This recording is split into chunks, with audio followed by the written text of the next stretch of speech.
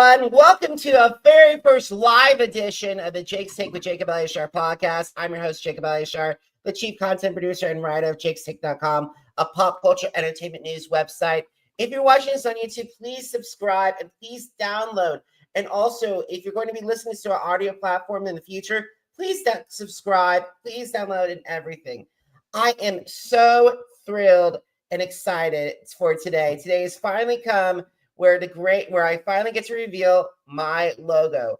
And the person that has helped me out since this day started and has helped redesign the logo that you see on your far right-hand corner. He is the founder of Finnegan Studios. Please welcome my friend, Alan Sharpe, to the podcast. Hello. Hi, everybody. Thank you for the warm welcome. You're so welcome. Alan, I cannot believe the day is finally here. We've been talking about this for months and now it's here. And so thank you so much. We got to have a big shout out to our friends over the Freelance Exchange of Kansas City, because that's where we met and that's how we started this journey together. True. Very true. If it wasn't for that, then none of this would happen. All right. So before we get to all the exciting stuff, I want us to get to know a little bit about you, Alan. So when did that passion of creativity first bit you, and how did that evolve into the desire to pursue a career in your field? I mean, I guess it's kind of cliche to say, but it is very true. Creativity was always with me since I was younger. Like, I can look at my stepdad's house and there are still little drawings that I did when I was little that are all over the place still, and they've still been there. And I'm 28 now, and they've been there for 28 years. They've not left the areas. So it really started when I was younger, and then as I got older, I was looking to see like what kind of careers I'd be interested in. I knew I liked creativity. I didn't know if I wanted to do like theater or dance or artwork, but then I kind of made the decision as I was going into college, what skill set did I want to keep as a hobby, and I decided that for theater, and then I decided to keep my artwork as the main skill set that I wanted to make a career out of, to have some enjoyment in what I was doing every single day in some way, shape, or form. That's incredible. And that's the thing is, and I'm so grateful for that. So I want to talk to you about how you just started Finnegan Studios. How I started Finnegan Studios was 2018. It was the first time I was ever being requested to make some sort of advertisement of a trailer, and it was for, I believe, the show Nonsense. So I recorded everything for my friend at East Central College's theater. It was for their summer show, and so I was doing TV production as one of my classes. So I was learning how cameras worked, and I was learning how Premiere worked and After Effects. So they said, could you go ahead and actually take like a recording and then do an advertisement of it? And I said, sure, yeah, it's my first time doing it, but I'll give it a shot. And they paid me too. So it was just kind of like everything birthed at that time. And then before I knew it, word spread around from them to other friends of mine, that I would do some promotional content, whether that was via posters or designs or paintings.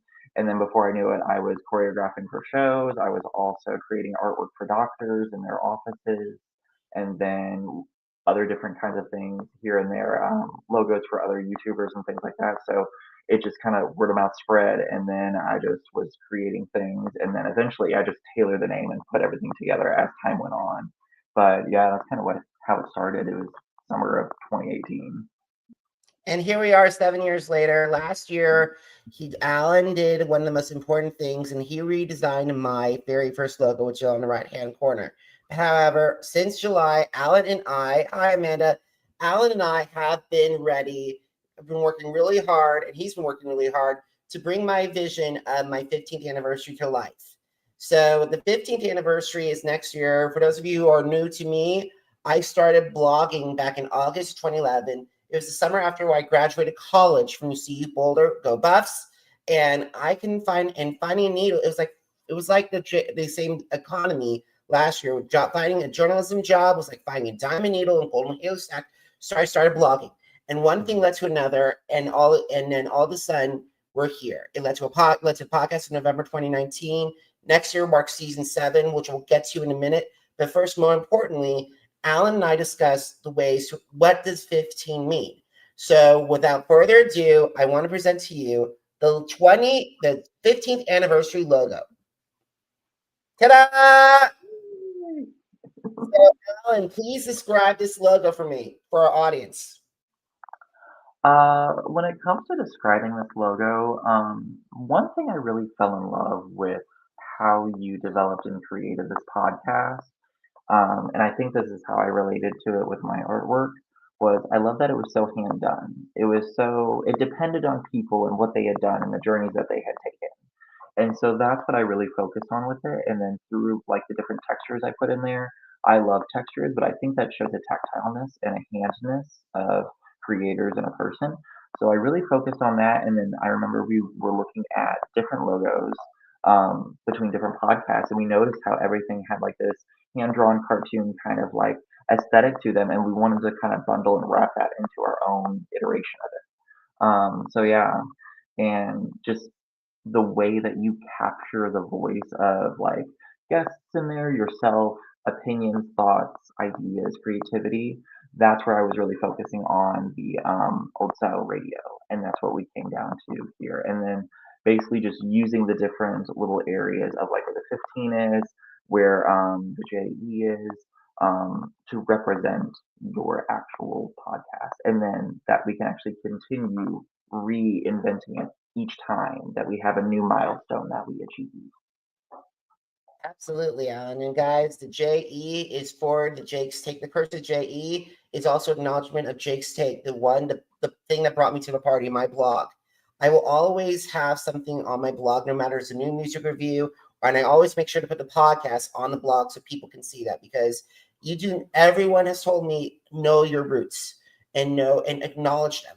And that's what I try to do. And I told Alan this, guys, please make sure there's a cursive red J and E, because that represents me and Jake's Take. Mm-hmm. And Alan, you did a phenomenal job. Guys, you'll be seeing more of this logo in the future, but I know you're here to know who's coming on for the podcast 15th anniversary celebration.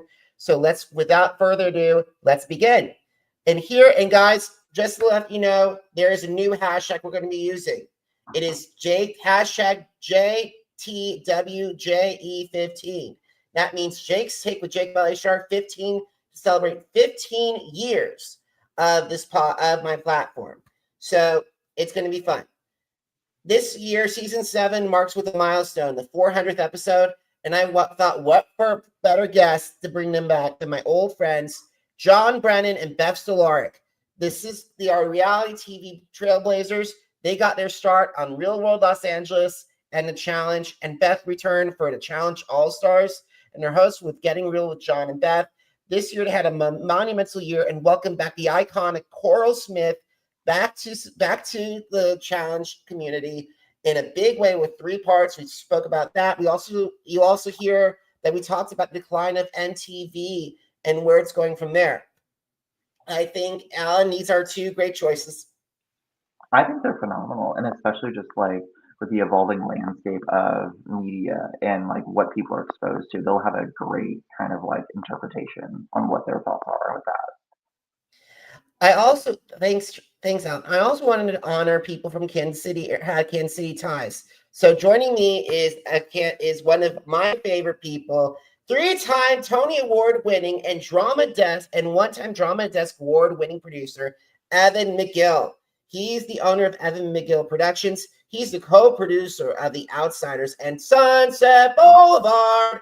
And he's also an investor with Starlight Express on the West End, and both Beetlejuice and Hamilton and MG the Musical in Australia. He's going to give us just talk about Sunset Boulevard and The Outsiders, and we're going to learn more about the world of Broadway investing. But I got to say this, I always want to have somebody that's always going to be starting something, to quote Michael Jackson, and Paulie Calafiore is always starting something, no matter what he does. This will be his 4th visit to the platform. He did 1 blog and 2 podcasts with me. This is his 3rd podcast. I think of any challenger, I think Paulie has the most appearances of any reality TV star that I've done. He's also celebrating a big 10th anniversary next year, because he made his reality TV debut on Big Brother 18, which is celebrating 10th anniversary. He's also been a two-time challenge finalist, and he's also been a guest star on Vanderpump Villa and Netflix Pop the Balloon. And he's also the owner of Polycalthea Productions and Polycalthea Management. And also, Polly has been, if you haven't followed some social media drama in the challenge community, Polly's comments have been stirring up a storm amongst the OGs. And we'll find out in a few minutes what those comments are. Moving on, we have someone that I've been waiting to bring back on for years. This is Kim Yarbrough. She is one of the this is her first time visit to the podcast, but Alan, I visited Kim back, Kim visited me back in 2014. So this is our first interview in 12 years. So those of you who don't know Kim's story, she still got her start on as finalist on Team Adam on the sophomore season of Voice USA. That's a long time, Alan. Mm-hmm. But she has guest starred on How I Met Your Father, Jane the Virgin, Keenan, Shameless, and The Upshots. She's also lent her voice to voice acting roles, including Flo and Spider-Man Into the Spider-Verse, which is amazing. And I'm so proud of her. Speaking of proud, we both know this next person, Julie Cortez. She is a Kansas City influencer, and not to mention one of the best, Midwest best freelancer coach. This is her first time to the podcast. She's the freelance rock star, founder of Freelance Exchange, and two-time Stevie Award recipient, and two-time small business superstar. And Alan knows firsthand about Julie. Oh yes, Julie. As I'm like sporting the shirt for KCAI, she was my instructor to teach me everything that I know when it comes to freelance and networking, and yeah, so a lot of what I do now, it wouldn't be possible without her in that picture. I know Julie is incredible, and I'm so glad that I've been trying to get her on the podcast, and I thought this anniversary year will be the year, and she's already been spreading the word on social media. So thank you so much, Julie. And you guys are in for a treat when it comes to the conversation. So our last guest I want to bring before we show a little teaser of of things to come is Tristan. Now, Tristan is a singer-songwriter. He has over 10,000 TikTok followers and over 25,000 Instagram followers. He's a creator of We Are Dancing and Movement, and I'm so proud of him for being so outspoken against the rise of anti-Semitism and anti-Zionism. Tristan's conversation is going to be something. And guys, want to see a little twist of things to come. So let's go head over to my YouTube channel and see and check this out. Exciting, very exciting. Well, here's the thing. Like for vets and new threats, I like to go back to like War of the Worlds 1 when it was a similar situation where half of the cast showing up was new. And who was representing the veterans at that time? You had a much younger Johnny Bananas, you had a much younger CT, a much younger Leroy. You had Zach, you had myself. These were some heavy hitters on the men's side in order to make sure that they could compete, right? So when you had people like Theo come in, Turbo come in, Ashley Kane came in, and they were targeting the veterans. Yeah, they may have been able to send. Sorry, West was also part of that lineup on War of the Worlds 1. They may have been able to send home Bananas and CT, but they couldn't get through all of the vets without us, taking it to them. So I just felt like the veteran representation was a little bit lackluster on this one because it's almost like you're bringing in these new threats and you're stacking the cast with like really old people, and the future of the show depends on people buying into the future of the show. And I'm sorry, but these guys who are older, with the exception of Bananas, who's still coming in shape and focusing on his appearance and like making a good show, and he's still able to compete. Um, like who's going to want to tune in to see like these old people compete? Like they really don't. And the future of the show is not going to survive off of the older generation of people who have watched the show for years. It's going to survive off of new people wanting to watch it. I mean, like Love Island is watched by everybody, but it's really watched by a lot of young people. Same with Big Brother, same with Survivor. Like you have a small demographic of like the older people, but I kind of feel like we need to start getting rid of these older vets who aren't coming in shape. They're not coming in to entertain, and they're just overpaid, and they're eating up too much of the budget. You know what I mean? And I I know what think you we mean. need the future. And like if you're a football team trying to invest in a quarterback, you're looking to draft a really young, good quarterback that maybe has 5, 10, 15 years with the franchise. You're not gonna like, even though there's some great quarterbacks who make it later on in life, like you're not gonna, sign Tom Brady for like a 10-year extension when he's 40. He's not going to play until he's 50, right? You'll sign him on a year-to-year basis, but he's going to retire at some point. And I think a lot of the vets need to pass. You know, I tell people very often that MTV was what TikTok is today. I mean, the relevance and just the viralness of it. You know, people are scrolling on their phones now, but they used to scroll on their cable box, and they would always land on MTV, and they would stay there, and that was dictating what was hip in in culture, with music, with fashion, and with everything. So I think it's an end of an era, but it's the beginning of a new era, and we should just embrace it and say, hey, MTV was great, but it's like our parents. They thought Elvis was great, and that was there was an end of that era. Elvis would not be super cool today, and Oh yeah. MTV the way we knew it is not super cool today. So it's just evolving. And I could see that CBS could go and move to CBS as well, because that would be more way, and that would be able to get, like, I know they had CBS Maybe. account, Oh my gosh. I have realized that I am enough. which is Simple. great. I don't I don't need to I don't need to add anything extra because I feel like I'm missing something. I'm not missing anything. I am 100% enough. I've paid enough dues. I've sung all over the world. I have 70 IMDb credits, and it's not over. It's not done. But I know that I have enough to be certified, bona fide, qualified. How about that?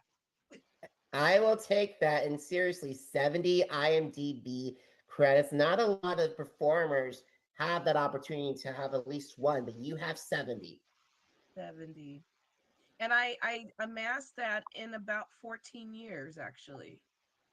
which is a lot.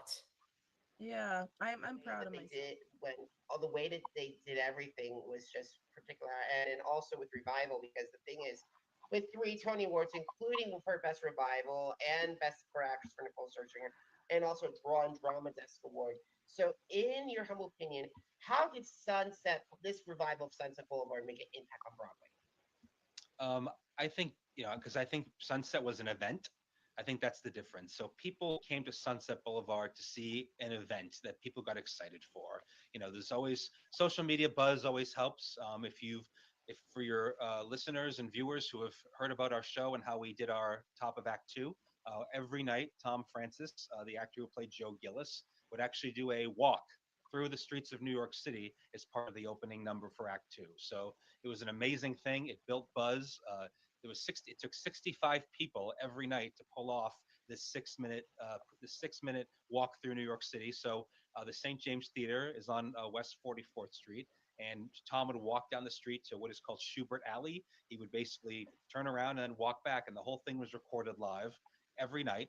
And again, it became very buzzworthy. So it became an event that people got excited for. And people like seeing things that are different and things that are buzzy. And sometimes people just go to things because everyone else wants to see it. And in some ways that's what happened with Sunset, but it was still a fantastic production. But word of mouth and social media these days for theater are the two biggest things that drive ticket sales. And I don't even argue social media is bigger than that. So we had people every night taking videos of Tom doing his sunset walk, and just got people excited to see the production. It was definitely more of an event, in my opinion, than a musical. I gotta say this: it was an event, and I don't think a lot of events with this decade, especially after the pandemic and everything, there's not a lot of events that go there. Like, I remember with Michael Jackson's the musical, when I saw with Miles Frost, that was an event. Sunset Boulevard's an event. There are only two events that I on October 7th, 2023, we witnessed the deadliest attack against the Jewish people since the Holocaust. This has led to a shocking rise in anti Jewish hatred in person and online. what have been some of the strategies that you have used to have conversations stop anti-Semitism, anti-Zionism on this tracksters? That's a very good question. I generally try to just explain the history of anti-Semitism itself because it's kind of the same playbook. The people that don't like us, it's kind of the same playbook. I mean, it manifests in different ways. Obviously, now we have social media and all these different sort of avenues of connectivity and information being spread. But I try to explain the history and try to explain that this is what has happened every single time. The only difference now being we have Israel. You know, in the past we just didn't have a nation for a few thousand years. But yeah, I really just try to explain the history, explain the context, explain and just humanize us as people. I'm like, look, you're talking to me, a Jewish person. Do you think these things about me? Like, you know me. Like if it's someone that I've known before. And those are real conversations I've had, and I've also really tried to explain like, you understand that we are 15 million people out of 8 billion people in the world. Naturally, logically, that means we are less likely to be heard than whoever amount of people are speaking up, against us. So those are some, I guess, go-to sort of points I try to bring up.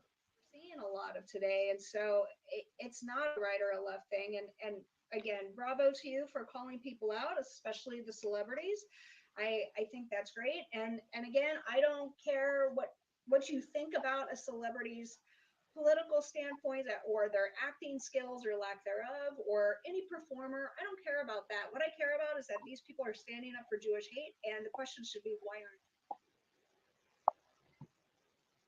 they? Ooh, muted. So what do you think about that? I thought it was phenomenal. I love it. It's a very exciting season, especially just like seeing everyone's different opinions, philosophies, and where they're coming from. I love ideas, so it's very cool to see ideas in motion. Yeah, it's very cool to see all of them. And then all of them were taught from, no matter, it's like the fate of MTV, the fate of the challenge, to talking about fighting against anti-Zionism and anti-Semitism online, to bring talking about events on Broadway, making an impact on Broadway. And especially for Kim, when she said that she's truly happy herself and finally found success with 70 IMDb credits, and she's satisfied with herself. These are going to be incredible conversations. But however, guys, we are not done yet. I still have 3 more guests to announce, maybe 4. So let's see who is coming next. We got to talk about this guy, Woody Woodbeck. He and I have been following. Because of John and Beth, I followed Woody. We've been exchanging, so we're finally having conversation. For those of you who don't know Woody is a Telly, Emmy, and GLAAD award-winning producer. He's a News Nation producer. He's the former Life and Style West Coast editor at large. He has produced on previous shows, including Challenge USA Season 2, Queer Eye, The Real World on MTV, and Southern Hospitality. I think Woody's going to bring a lot to this anniversary. What do you think, AJ? Oh, I think he'll bring a lot to it, especially just kind of like from his experiences and then all the artwork he's like touched that are from like different parts of media, which I think is a very cool interpretation. All righty. Moving on after Woody, we have an old friend of mine, Ed Eason. You saw Ed on The Circle on Netflix's season 1, very first season of the very popular competitive show Circle. But he made his way over to MTV with the Challenge universe with Spies, Lies, and Allies, and Challenge 39, Battle for a New Champion. His challenge record as of today, he has had 4 daily wins and one elimination. As of recording, he has over 102,000 Instagram followers, and he's also just more than recently is co-founded Ed E3 Supplements co-founder, and he's also gone from reality television into a bodybuilding journey. So I'm very interested to see how this bodybuilding journey took him, and I think it's going to be a great one. But last but certainly not least, I have a legend coming up, a GOAT within the challenge world in reality television. I've been trying to get this person on for years, and also not just one, but both of them as well, because the other one is a very powerful influencer in the Kansas City community. So I'm pleased and excited to announce the one and only Wes and Amanda Bergman as the latest guest. First joint interview in a while that they're doing together. And Wes is a Beta Blocks founder, and he's a reality TV icon. So a 3-time challenge champion. He's been on House of Villains. He's been on The Traitors. He's been on Worst Cooks of America. And not to mention his show Beta Blocks is on Prime Video. So I'm so excited. It's taken me years to get him. And Amanda joining has been a big voice in the Kansas City community, with no matter if it's through yoga or for sharing her takes on what makes Kansas City an incredible place. So I'm truly blessed to have both of them join me for a joint conversation. Yeah, this is a really awesome lineup. This is really exciting. So this is just the first few. This is just through February. So I am still done yet. And guys, I want to say thank you so much for all of your support. It means the world to me that you've stayed with me through my journey. And it means that the 15-year celebration is going to be a celebration that honors my roots, that honors everything. And look at this, and honors, and season 7. Look at all of this. I gotta say, the last 2, Alan, you have played a huge role in this. So I want to say thank you. And before we go, guys, Alan, you have the final word. Where can they look for you to see if they want to hire you, and also where can they find some of your work? there's a couple different places. So you can find it at finneganstudios.com. So that's where a lot of my work is. It's where my portfolio is, contact page, all about me section. But if you're not privy to websites, you can also look at Instagram or Facebook at Finnegan Studios, and that's just the tagline. So at Finnegan Studios, type that in, and it should pop up for Instagram or for Facebook. And then same with Tumblr too. So any one of those 3. Awesome. And guys, if you missed an episode of the Jake's Take with Jacob Elyachar podcast, visit our channels on Amazon Music, Apple Podcasts, iHeartRadio, Spotify, and Spreaker. Jake's Take with Jacob Elyachar, JACOB ELYACHAR. Now, are you on social media? Because I'm on social media too: Facebook, Instagram, Threads, Twitter, and YouTube. Jacob Elyachar, JACOB ELYACHAR. For the blog that started all that's celebrating 15 years this year, visit jakes-shake.com. Once again, jakes-shake.com. And I am so pleased to share that I am a 2025 American Business Award winner. For the podcast, I want to thank the Stevie Awards and their judges for awarding my podcast the Silver Stevie in Best Interview and Talk Show. And that's not just all, because more recently, if you've been following me on social media, it's official. I'm a 2026 Small Business Superstar. So I want to say thank you so much, Becky Wilson, and thank you so much for the Greater Kansas City Chamber of Commerce for awarding me this title. This means the world to me. And Becky, thank you so much for suggesting this platform. Wow. Alan, thank you so much for being a huge part of my career. You are amazing. And I cannot wait to see what we do next. Excited too. I'm excited for what the future holds for us. I know. And guys, thank you so much for watching. Thank you so much for your support over the years. And until next time, have a great day, everybody. And happy Thanksgiving. Goodbye.